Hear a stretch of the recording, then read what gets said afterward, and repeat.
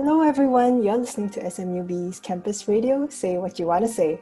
I'm Nicole, and on this episode of Music in the Making, we have a very special guest here with us today. Hi Charlie, would you like to introduce yourself? Hello, thanks for having me. I'm Charlie Lim, and I make music. Yeah, and thank you so much for being here today. No worries. How have you been recently? It's been a bit hectic because I'm moving house and we're dealing with renovation, adulting stuff. So yeah, that's been quite busy, but also just working on new music as well, and just trying to make sense of it all during this very strange time. How did you describe your feelings towards creating music this year, especially with all these drastic changes to our lifestyles in the recent months? I guess it's it definitely could be a lot better, but at the same time, it can be a lot worse. I think I've been quite lucky because there's always I'm quite used to working from home already, so that hasn't changed for me. But I was actually in London early this year when everything just kind of imploded. So I was meant to stay until end of the year, but actually came back a bit earlier. Do you think it's affected the way you created music because of this period of time? I think so. For me, it's just tying up a lot of loose ends right now, right? Because you're just kind of living, maybe a month at a time, just trying to plan ahead, and it's just been a bit more intense. I think there seems to be some, maybe almost like an impetus for releasing more content online now, and doing more live streams and that kind of thing. And yeah, there seems to be a lot of pressure to do that in place of doing live shows and engagements. Speaking of creating all your music and feeling pressured and all that, I also noticed that you mentioned in a few interviews previously that you've had that burnout period as well, between time and space and check hook. And how do you manage to channel these feelings of burnout into creating even more music? I think with because I've had such a long, almost love-hate relationship with music, when I write about it, it almost feels like I'm writing about a person. A lot of it's actually how I feel about my journey with music, and being disappointed, or maybe I expected too much out of it, and but I don't know, so far for me it's always been it's always reciprocated in a way that I never expect. And the times where I do feel I was burnt out, or I might even want to quit music, I've always been kind of nudged back onto the path of doing it. It doesn't get any easier, I think, but it's still very rewarding for me. So I'm just gonna keep doing it as long as I can. I think I can say on behalf of all your listeners that your songs are really introspective, which is something that I think I can really appreciate and enjoy as well.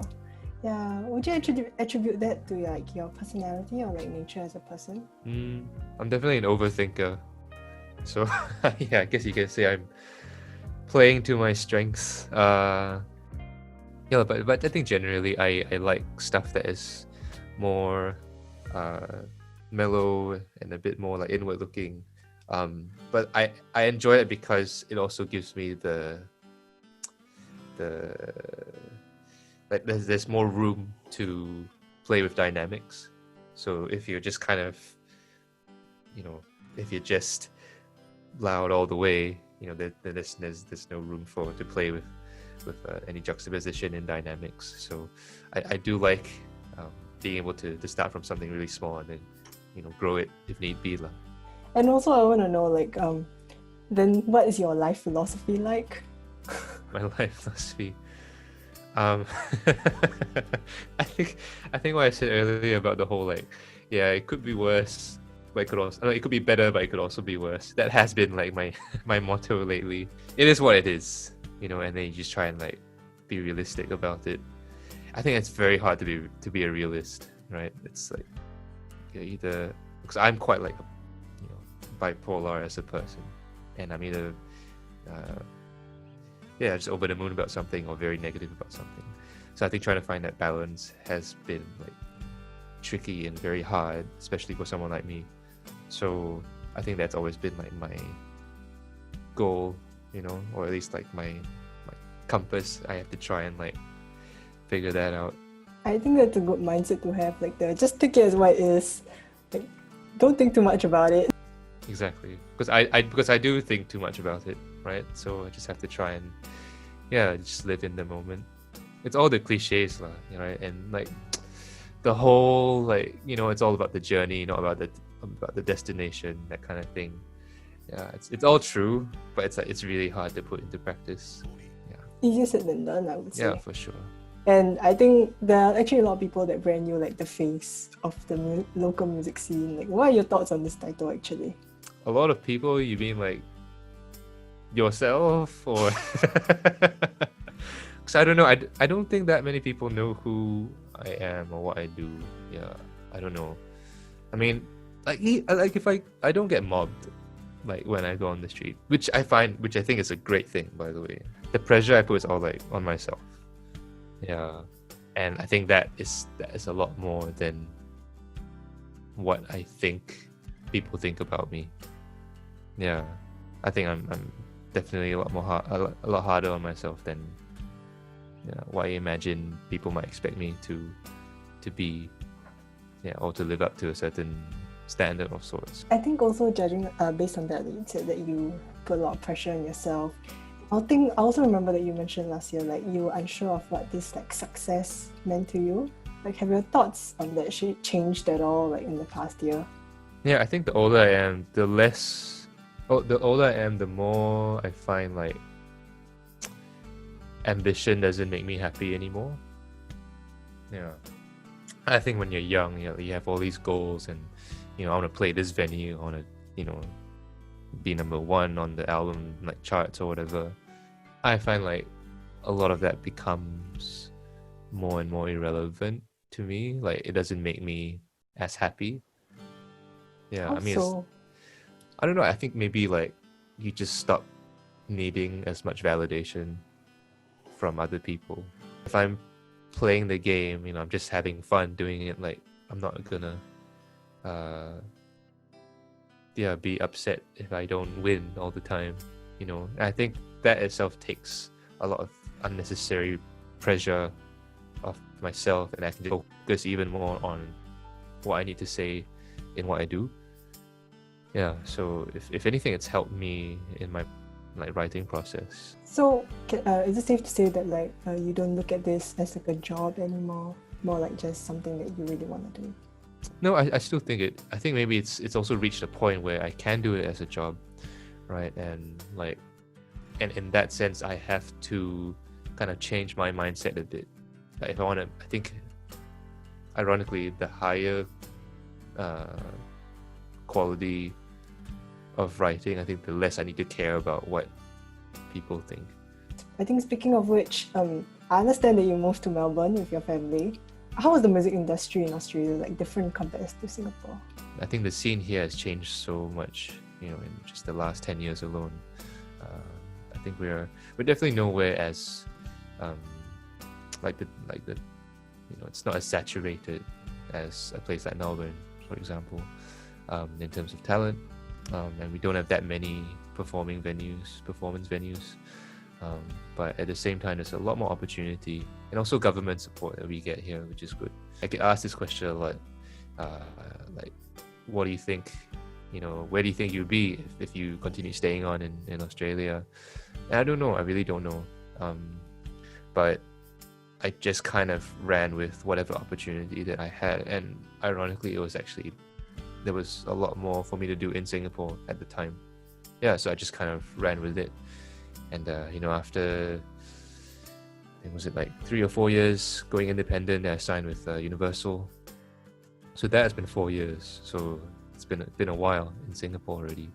And I've just left the label after just finishing my contract. So now it's just kind of a big question mark.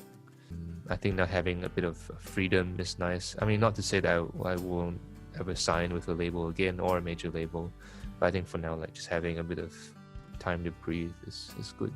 I think before we move on from here as well, I think it'll be a good time to showcase one of Charlie's live performances performed at the Star Theatre this year. So here's Pedestal.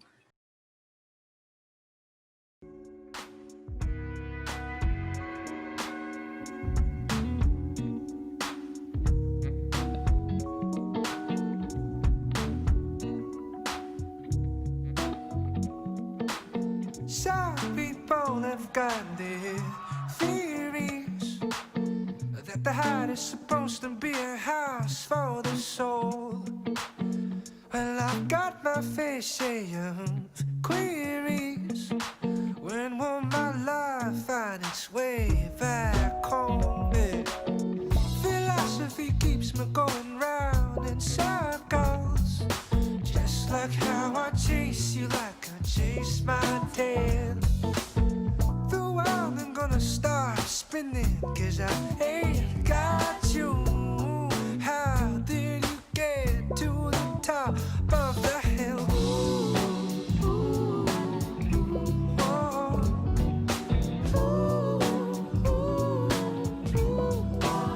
So come on now, standing on that pedestal, babe.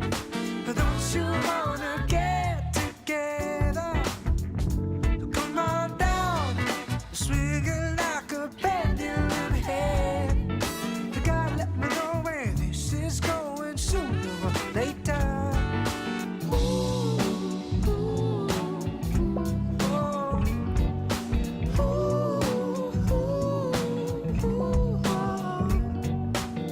I found myself losing the art of believing.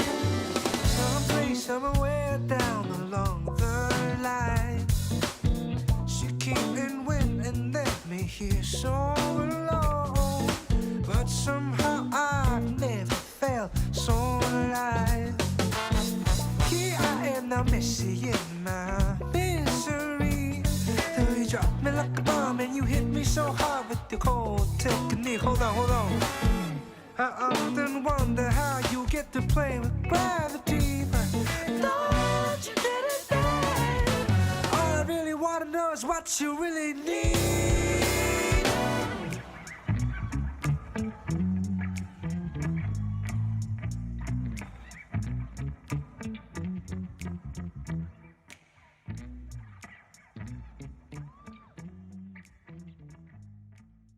Also, now that you're back in Singapore, you've been really involved in like National Day and all, and I can imagine you must hold like a pretty high prestige. How did your involvement with National Day come about, and like how does it feel to be part of it? When I was in NS, I actually interned for this music director. His name is Dr. Sidney Tan. He asked me to submit something, in 2018 because they wanted like a new prelude for the We Are Singapore tune. So I was just did a demo, like take it or leave it, and then he liked it, and then he basically fought for it, and because there were many layers and levels, in the NDP committee. So the whole demo got through, and and then this year I turned that prelude into a full song, and then got to play it as the opening for National Day. Yeah, I mean, it feels good to do it. I wouldn't do it if I didn't have anything to say, or feel like I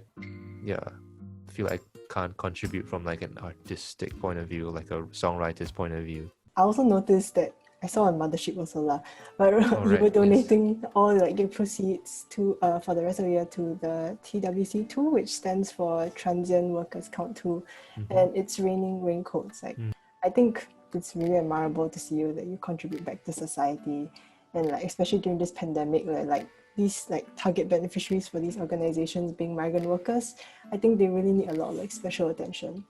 And is there a reason why you specifically chose these two organizations to work with? I mean, I've been following them for some time now, even before, COVID happened.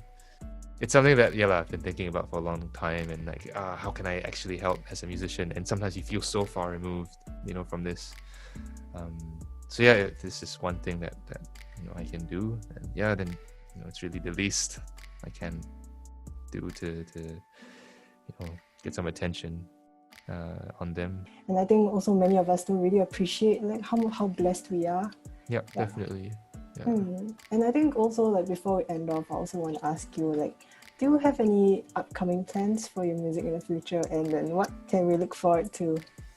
Oh man, like I said, it's all one big question mark. This year's been interesting because I was saying there's been a lot of collabs, so I'm just sitting on a lot of loose ends right now that I just have to tie up. And some of the collabs are not just local but also international, so that's been really fun. It's been hard, like just having a lot of Zoom calls and trying to it's hard when you're not in the same room, I guess, when you're trying to like record and produce stuff. But yeah, thanks to the internet, we're able to do a lot of stuff that never thought we could. So anyway, stay tuned for some of these collabs. I think I'm also like really looking forward to like all your new releases. And with that, I really would like to thank you for your time here today. No worries. Thank you for having me. Before we go, we also will be featuring another one of Charlie's songs performed live at Star Theatre. This one's called Bitter. And do check out his socials that can be found in the description box below. And once again, you're listening to SMUBE's Campus Radio. Say what you want to say.